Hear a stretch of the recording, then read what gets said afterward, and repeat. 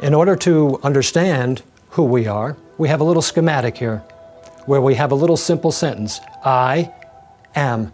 We're using the intransitive verb, am, for a little simple sentence. And then we're going to define who we are. Interestingly, we define ourselves physically, mentally, emotionally, spiritually, in a lot of different ways. We use a lot of different concepts to define who we are. So we might consider ourselves tall or short, heavy or thin, fearful or fearless, angry or forgiving. We might be happy or sad. We might be a teacher or we might be a student.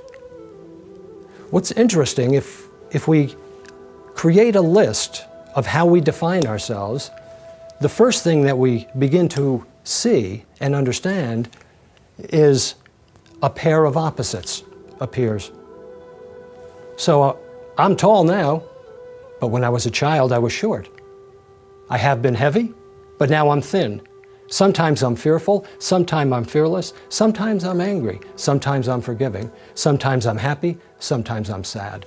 Sometimes I'm a teacher, sometimes I'm a student. So these definitions for this I, for me, are only relative terms. They're based on time, space, causation. And in the science of yoga, we're not interested in relative terms.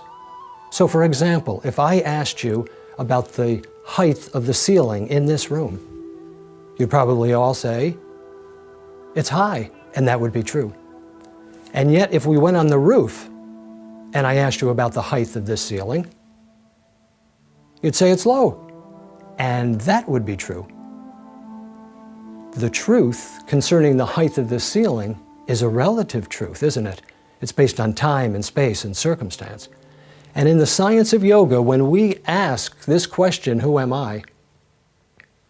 We are not interested in a relative truth.